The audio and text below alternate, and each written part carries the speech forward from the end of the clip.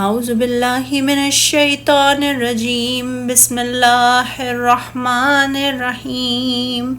وما محمد الا رسول قد خلت من قبله الرسل افإن مات او قتل انقلبتم على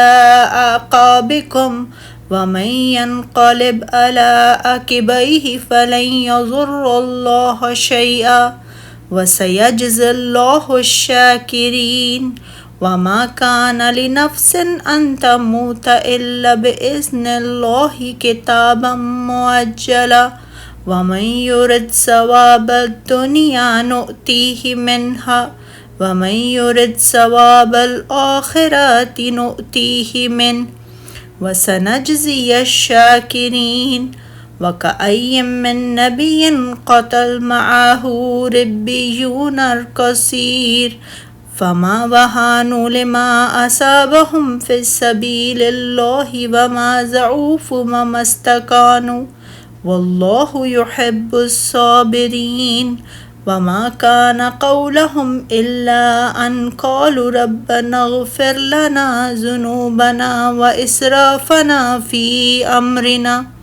وإسرافنا في أمرنا وثبت أقدامنا وانصرنا على القوم الكافرين فآتاهم الله الثواب الدنيا وحسن الثواب الآخرة والله يحب المحسنين۔ اور محمد صلی اللہ علیہ وآلہ وسلم ایک رسول ہی تو ہیں، ان سے پہلے بہت سے رسول گزر چکے ہیں۔ اگر ان کا انتقال ہو جائے یا یہ شہید ہو جائیں تو کیا تم اسلام سے اپنی ایڑیوں کے بل پھر جاؤ گے؟ اور جو کوئی اپنی ایڑیوں کے بل پھر جائے تو وہ اللہ کا کچھ بھی بگاڑ نہ سکے گا، اور اللہ شکر ادا کرنے والوں کو اچھی جزا دے گا۔ اور کوئی جاندار اللہ کے حکم کے بغیر مر نہیں سکتا، اس نے موت کا وقت لکھا ہوا ہے، اور جو کوئی دنیا کا بدلہ چاہتا ہو تو ہم اسے دنیا ہی میں کچھ دے دیتے ہیں، اور جو کوئی آخرت کا بدلہ چاہتا ہو تو ہم اسے آخرت میں کچھ دے دیتے ہیں، اور ہم شکر ادا کرنے والوں کو اچھی جزا دیں گے۔ اور کتنے ہی نبی گزرے جن کے ساتھ مل کر بہت سے اللہ والوں نے جہاد کیا، انہیں اللہ کی راہ میں جو تکلیفیں پہنچیں انہوں نے ہمت نہ ہاری اور نہ کمزوری دکھائی، اور نہ وہ کافروں سے دبے، اور اللہ صبر کرنے والوں کو پسند کرتا ہے۔ اور ان کا کہنا یہی تھا کہ اے ہمارے رب، ہمارے گناہ بخش دے، اور ہمارے کاموں میں ہم سے جو زیادتیاں ہوئیں وہ معاف کر دے، اور ہمیں ثابت قدم رکھ، اور کافر قوم کے مقابلے میں ہماری مدد فرما۔ چنانچہ اللہ نے انہیں دنیا میں ثواب دیا اور آخرت میں بہت اچھا ثواب دیا، اور اللہ نیکوکاروں کو پسند کرتا ہے۔ جب احد کے دن کچھ مسلمان شکست کھا گئے اور کچھ شہید ہو گئے تو شیطان نے یہ اعلان کرا دیا کہ محمد صلی اللہ علیہ وآلہ وسلم شہید ہو گئے ہیں۔ ابن ابی کمیہ مشرکوں کے پاس آ کر کہنے لگا، میں نے محمد صلی اللہ علیہ وآلہ وسلم کو شہید کیا ہے۔ تو بہت سے لوگوں کے دلوں میں یہ بات اتر گئی، اور انہوں نے یقین کیا کہ واقعی رسول اللہ صلی اللہ علیہ وسلم شہید ہو گئے ہیں،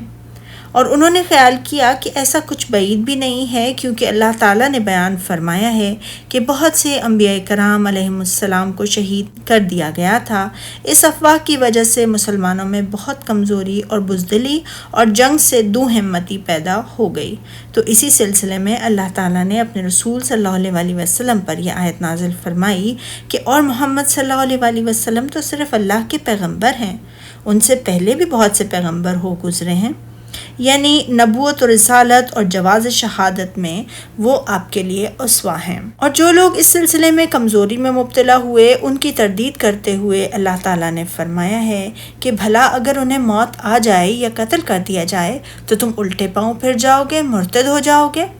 اور جو الٹے پاؤں پھر جائے گا تو اللہ کا کچھ نقصان نہیں کر سکے گا، اور اللہ شکر گزاروں کو عنقریب بڑا ثواب دے گا، یعنی ان کو جو اس کی اطاعت بجا لائیں گے، اس کے دین کی خاطر جہاد کریں گے اور اس کے رسول کی اتباع کریں گے، خواہ آپ صلی اللہ علیہ وآلہ وسلم حیات ہوں یا وفات پا جائیں۔ حضرت ابوبکر صدیق رضی اللہ تعالیٰ عنہ نے اس آیت کریمہ کو اس وقت تلاوت کیا تھا جب رسول اللہ صلی اللہ علیہ وآلہ وسلم انتقال فرما گئے تھے، حضرت عائشہ رضی اللہ تعالیٰ عنہ سے روایت ہے کہ حضرت ابوبکر صدیق رضی اللہ تعالیٰ عنہ مقام سخ میں اپنی رہائش سے گھوڑے پر تشریف لائے اور گھوڑے سے اتر کر مسجد میں آ گئے، لوگوں سے کوئی بات نہ کی، حضرت عائشہ رضی اللہ تعالیٰ عنہ کے پاس چلے گئے، رسول اللہ صلی اللہ علیہ وسلم کا قصد کیا۔ اس وقت آپ کو دری دار حربی کپڑے میں ڈھانپا ہوا تھا۔ حضرت صدیق اکبر رضی اللہ تعالیٰ عنہ آپ صلی اللہ علیہ وسلم کے چہرہ اقدس سے کپڑے کو ہٹایا، آپ پر جھک گئے، بوسہ دیا اور رونے لگے اور کہا، میرے ماں باپ آپ پر قربان جائیں، اللہ کی قسم اللہ آپ پر 2 موتوں کو جمع نہیں فرمائے گا، جو موت آپ کے لیے لکھ دی گئی تھی وہ آپ پر وارد ہو چکی ہے۔ فرمانے لائی ہے یعنی کوئی شخص اللہ تعالیٰ کے حکم کے بغیر مر نہیں سکتا حتیٰ کہ اپنی اس مدت کو پورا کر لے جسے اللہ تعالیٰ نے اس کے لیے مقرر فرما رکھا ہے۔ اسی لیے فرمایا اس نے موت کا وقت مقرر کر کے رکھا ہے، جیسا کہ فرمایا سورہ فاطر میں، اور نہ کسی بڑی عمر والے کو عمر زیادہ دی جاتی ہے اور نہ اس کی عمر کم کر دی جاتی ہے، مگر سب کچھ کتاب میں لکھا ہوا ہے۔ اور فرمایا سورہ انعام میں، وہی تو ہے جس نے تم کو مٹی سے پیدا کیا، پھر مرنے کا ایک وقت مقرر کر دیا اور ایک مدت اس کے ہاں اور مقرر ہے۔ اس آیت کریمہ میں بزدلوں کو حوصلہ اور جہاد کی ترغیب دی جا رہی ہے اور سمجھایا جا رہا ہے کہ میدان کارزار میں جا کر پیش قدمی کرنا یا نہ کرنے سے عمر کی کوئی کمی بیشی نہیں ہو سکتی۔ حجر بن عادی نامی ایک مسلمان نے کہا کہ دجلہ عبور کر کے دشمن تک پہنچنے میں آخر تمہیں کون سی بات مانے ہے؟ پھر انہوں نے ارشاد باری تعالیٰ فرمایا، جو کسی شخص میں طاقت نہیں کہ اللہ کے حکم کے بغیر مر جائے تو اس نے موت کا وقت مقرر کر کے رکھا ہے۔ اس کی تلاوت کی اور یہ کہہ کر انہوں نے دریائے دجلہ میں اپنا گھوڑا ڈال دیا۔ جب انہوں نے اپنا گھوڑا ڈالا تو دیگر سب لوگوں نے بھی اپنے اپنے گھوڑے ڈال دیے۔ دشمن نے یہ منظر دیکھا تو کہا، یہ تو جن اور بھوت ہیں، پھر وہ بھاگ گئے۔ اور فرمایا، اور جو شخص دنیا میں اعمال کا بدلہ چاہے اس کو ہم یہیں بدلہ دے دیں گے، اور جو آخرت میں طلب ثواب ہو اس کو وہاں اجر عطا کریں گے۔ یعنی جس کا عمل صرف دنیا کے لیے ہوگا تو وہ اس قدر دنیا حاصل کرے گا، اور جو اللہ تعالیٰ نے اس کے لیے مقرر میں لکھ رکھی ہے، اور آخرت میں اس کا کوئی حصہ نہ ہوگا، اور جو اپنے اعمال سے آخرت کا طلبگار ہوگا تو اللہ تعالیٰ اسے آخرت کا اجر و ثواب عطا فرمائے گا، اور ساتھ ہی دنیا میں اس کے لیے جو کچھ لکھا ہوگا وہ بھی اس سے ضرور ملے گا۔ جیسے کہ اللہ تعالیٰ نے فرمایا سورہ شعراء میں، جو شخص آخرت کی کھیتی کا طالب ہو اس کے لیے ہم اس کی کھیتی میں افزائش کریں گے، اور جو دنیا کی کھیتی کا خواستگار ہو اس کو ہم اس میں سے دیں گے اور اس کا حق آخرت میں کچھ حصہ نہ ہوگا۔ اور فرمایا بنی اسرائیل میں، جو شخص دنیا کی آسودگی کا خواہش مند ہو تو ہم اس میں سے اسے جسے چاہتے ہیں اور جتنا چاہتے ہیں جلد دے دیتے ہیں، پھر اس کے لیے جہنم کو ٹھکانہ مقرر کر رکھا ہے جس میں وہ ملعون ہو کر اور اللہ کی درگاہ سے درندہ ہو کر داخل ہوگا۔ اور جو شخص آخرت کا خواستگار ہو اور اس میں اتنی کوشش کرے جتنی اسے لائق ہے اور وہ مومن بھی ہو تو ایسے ہی لوگوں کی کوشش ٹھکانے لگتی ہے۔ اسی طرح یہاں فرمایا، اور ہم شکر گزاروں کو ان قریب بہت اچھا صلہ دیں گے، یعنی ان کے شکر اور عمل کے مطابق ہم انہیں اپنے فضل و رحمت سے دنیا اور آخرت میں اچھا بدلہ عطا کریں گے۔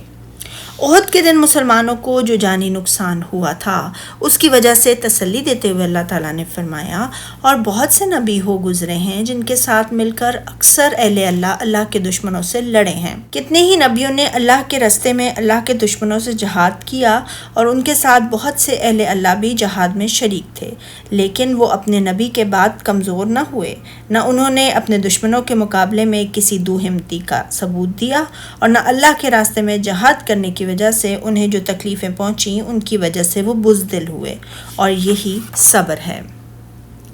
اور اللہ صبر کرنے والوں کو دوست رکھتا ہے، اور اللہ صبر کرنے والوں کو دوست رکھتا ہے، اور اس حالت میں ان کے منہ سے کوئی بات نکلتی تو یہی کہ اے پروردگار، ہمارے گناہ اور زیادتیاں جو ہم اپنے کاموں میں کرتے رہے ہیں معاف فرما، اور ہم کو ثابت قدم رکھ اور کافروں پر فتح عنایت کر، یعنی ان کی عادت یہی تھی۔ تو اللہ نے ان کو دنیا میں بھی بدلہ دیا، یعنی فتح و نصرت اور کامیابی سے سرفراز فرمایا، یعنی دنیا کے بدلے کے ساتھ آخرت میں بھی اچھا بدلہ عطا فرمائے گا، اور اللہ نیکوکاروں کو دوست رکھتا ہے۔ سبحانك اللهم وبحمدك أشهد أن لا إله إلا أنت أستغفرك وأتوب إليك.